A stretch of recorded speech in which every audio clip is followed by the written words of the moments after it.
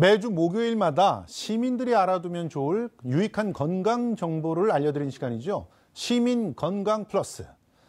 오늘은 웰다잉, 즉 품위 있는 죽음에 대한 사회적 고민이 이어지고 있는 가운데 호스피스 의료 서비스에 대한 관심이 굉장히 높아지고 있습니다. 그래서 이 시간에는요, 서울특별시 동부병원의 가정의학과 전문의 김혜지 과장님 모시고 호스피스 의료 서비스에 관련된 이야기를 나눠보도록 하겠습니다. 과장님 안녕하세요. 네, 안녕하세요. 예, 일단 서울시 동부병원 동부권 주민들을 위해서 다양한 의료 서비스를 제공하고 있는데 어떤 특징이 있는 그런 공공병원입니까? 일단 간병비 부담을 덜어드리기 위해서 간호간병 통합 서비스를 제공하고 있고요. 호스피스 완화 의료뿐만이 아니라 음주 문제를 갖고 계시는 분들을 위한 알코올 해독 클리닉이라든지 보건의료 복지 네트워크 사업을 진행을 하고 있습니다.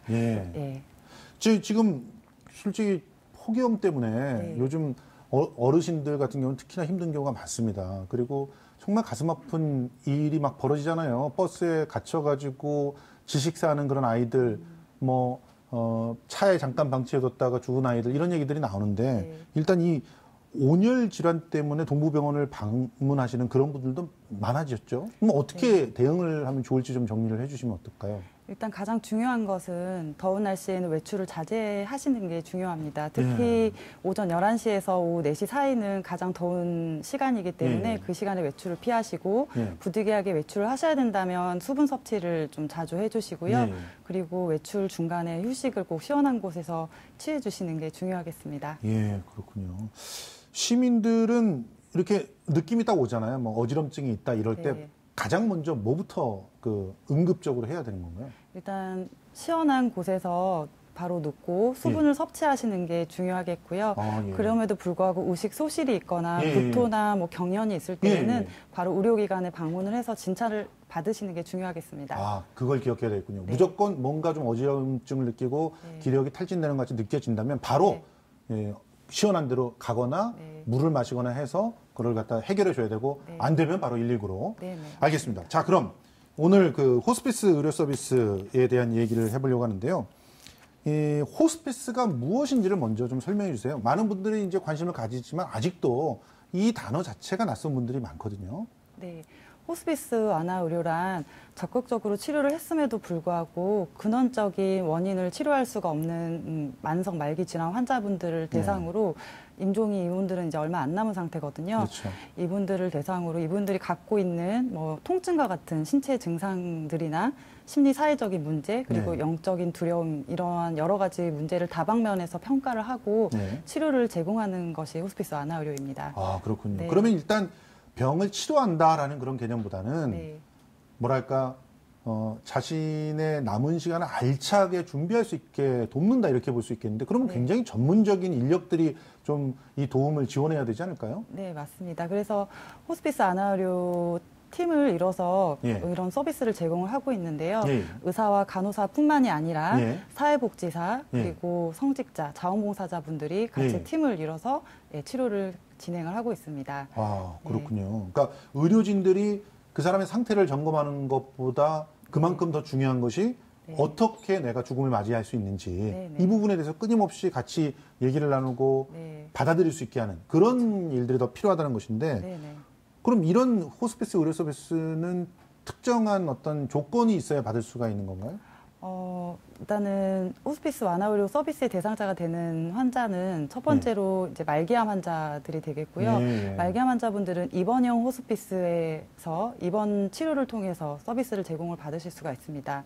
그 밖에도 만성 폐쇄성 폐질환이라든지 만성 간경화 그리고 후천성 면역 결핍증과 같은 다른 만성 질환자 환자분들은 자문형이라든지 가족형을 통해서 다른 방식으로도 호스피스 서비스를 받을 수가 있습니다. 그렇군요. 그러니까 지금 막 통증이라든가 아주 심각한 그런 신체적인 어떤 증상이 나타나는 분들은 입원을 통해서 해결을 하지만 그렇지 않은 분들, 그러니까 천천히 이렇게 악화되는 그런 과정에 있는 분들은 가정형이나 자문형도 가능하다. 요거 이 지금 가정형, 자문형 조금만 좀 더 설명해 주시겠어요? 그러면 가족 전체가 이제 호스피스 완화의 어떤 전문가가 되는 건가요? 일단은 가족분들도 역시 호스피스 서비스를 받으실 수 있는 예. 대상이 되고요. 예. 입원형은 일단 말기암 환자분들이 대상이고, 가정형 아까 말씀드렸던 말기암 이외에 다른 말기질환 예. 환자분들도 포함이 되게 되고요. 집으로 찾아가서. 네네. 가정형은 집으로 의료진 직접 찾아가서 예. 호스피스 서비스를 제공하는 거고, 예. 자문형은 호스피스 병동이 아닌 일반 병동에 입원을 한 환자들한테 혁진을 통해서 서비스를 제공하는 것입니다. 그렇군요. 네. 이렇게 정말 다양한 서비스가 제공되는지 진짜 몰랐습니다. 전부 저는 호스피스 서비스 하면 입원형만 있는 줄 알았거든요. 네. 요양병원이든 어디든 입원해야만 되는 줄 알았는데 보니까 집으로 가는 서비스들도 제공하고 있네요. 자, 지금 현재 동부병원에서 호스피스 의료 서비스를 받고 계신 분들이 얼마나 됩니까? 저희 동부병원은 총 19병상의 호스피스 병상을 운영을 하고 있습니다. 그래서 예. 다 말기암 환자분들이고요. 예. 고형암뿐만이 아니라 백혈병과 같은 혈액암 환자분들도 입원이 예. 가능하십니다. 생각보다 근데 좀 적습니다. 네, 병상이. 맞습니다. 예. 사실은 지금 그 호스피스 의료 완화 서비스를 좀 잘 알게 된다면 네. 원하는 분들은 굉장히 많아질 수도 있다고 생각을 하는데요. 일단 기준만 충족이 되면 네. 바로 받을 수 있는 그런 상황이 안 될 것 같아요. 19병상밖에 안 되니까. 그러니까 네. 대기를 하셔야 되는 상황인가요? 그렇죠. 호스피스 완화 병상을 많이 늘리고자 하는 노력이 사실 지금 많이 이루어지고 있지만 그럼에도 불구하고 병상이 많이 부족한 상황입니다. 그래서 집에서 대기를 하시거나 아니면 요양병원이나 아니면 대학병원에서 입원한 상태로 호스피스 입원을 대기하고 계시는 분들이 많이 있습니다. 예. 이런 데도 참 국가 예산이 좀 네. 적극적으로 사용돼야 되지 않을까 하는 생각이 드는데요. 네. 호스피스 의료 서비스가 전인적인 치료라고 이렇게 얘기들 하잖아요. 네. 그러면 특히나 이 보호자들에게 네. 굉장히 쉽지 않은 과정일 것 같아요. 의료진들은 뭐 두말할 것도 없겠지만 네네. 그런 어떤 어려움들이 현장에서 실제로 있나요? 일단은 가족분들도 그렇고 환자분들도 그렇고 암을 치료하는 과정에서 굉장히 많이 지쳐서 예, 예. 호스피스 병동으로 오시게 됩니다. 그렇죠. 그래서 이런 분들 대상으로 상담을 적극적으로 진행을 하고 예. 또 그분들의 이야기를 최대한 잘 들어드리려고 노력을 하고 있습니다. 예. 그 과정에서 의료진들도 사실은 정신적인 스트레스를 받고 예. 소진이 되게 되거든요. 그렇군요. 그래서 저희 동부병원에서도 의료진을 위해서 이렇게 소진 방지 프로그램을 진행을 하고 있습니다. 예. 네. 아니 근데 지금 저는 이제 저희 할아버님이 암으로 돌아가시면서 집에서 이제 모셔서 네. 이제 돌아가실 때까지를 이렇게 돌봐드린 경험이 있는데 그때 이 가족들이 굉장히 큰 죄책감 때문에 어려워하시는 걸 봤거든요. 저희 네. 아버님도 그렇고 고모님도 그렇고 이제 둘째 고모님 같은 경우는 아예 굉장히 괴로워하셨어요. 왜 치료를 더 하지 않느냐. 그 그럴 수 할아버님께서는 나는 더 이상 원치 않는다고 그렇게 간곡히 말씀하셨는데도 딸의 입장은 그렇지 않았단 말이죠. 이런 경우에 이런 보호자들의 어떤 갈등이 생긴다거나 죄책감이 든다 이럴 때는 또 어떤 서비스를 제공하고 있는 건가요? 가장 중요한 거는 그분들이 왜 그렇게 생각을 하시는지 들어드리고 예. 또 그분들이 최선의 선택을 할 수 있도록 도움을 드리는 게 중요한데요. 예.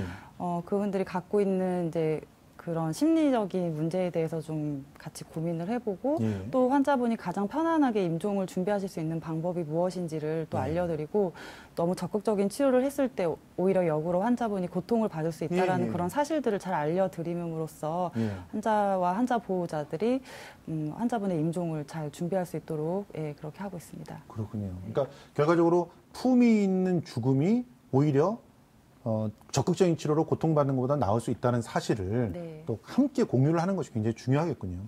지금 현재 국내 암 환자 수가 100만 명이라고 추산이 된단 말이에요. 당연히 지금은 호스피스 의료 병상들 비롯해가지고 전문 의료진들이라든가 또 상담진들이라든가 다 늘어나야 되는 그런 상황 아닙니까? 네, 맞습니다. 실제로 우리나라에서 가장 사망 원인 1위가 암이고요. 그렇죠. 그 암 환자분, 암으로 돌아가시는 분이 무려 30%에 이릅니다. 예. 그리고 근데도 불구하고 그중에서 호스피스 완화 의료 서비스를 제공받으시는 분은 15%에 불과합니다. 15%밖에 안 네, 됩니까? 네. 예, 이렇게 많이 알려졌는데도 15%면 정말 네. 예전에는 정말 네, 없었다는 얘기네요. 그렇습니다. 예. 그러니까 사실 의료기관도 많이 부족하지만 호스피스는 무조건 임종을 준비하기 위한 곳이다라는 편견 그리고 호스피스라는 곳이 뭐 하는 곳인지 아직도 잘 모르시는 분들이 많습니다. 이러한 정보 부족도 호스피스 서비스를 이용하지 못하는 원인이 되는 것 같습니다. 그럼 특히 이제 고령의 사회가 급속도로 가고 있으니까 적극적으로 뭔가 우리 사회가 준비해야 되는 거 아닐까요? 그 부분에 대해서는 어떻게 준비해야 된다고 생각하세요? 사실 금년 2월부터 해서 연명의료 법률 과 관련된 법률이 개정이 됐습니다. 예, 예. 그래서 고통스러운 연명 치료보다는 네. 편안하게 스스로가 좋은 죽음, 그리고 편안한 임종, 그리고 잘 준비할 수 있도록 하기 위한 연명의료 결정법에 따라서 호스피스 완화의료 기간을 좀 잘 확충을 하고 이러한 호스피스에 대한 좀 홍보라든지 정보 제공을 잘 해주는 것이 좋을 것 같습니다. 예, 그렇군요. 네. 자, 오늘 이 시간이 굉장히 소중한 시간이 아닌가 생각이 드는데요. 내가 이제 편안하고 존엄한 상태로 죽음을 선택할 수 있는 것도 복이 아닌가 하는 생각들을 우리 시청자 여러분들과 함께 나누고 싶습니다. 자, 지금까지 서울특별시 동부병원 가정의학과 전문의 김혜지 과장님과 얘기 나눠봤습니다. 고맙습니다. 감사합니다.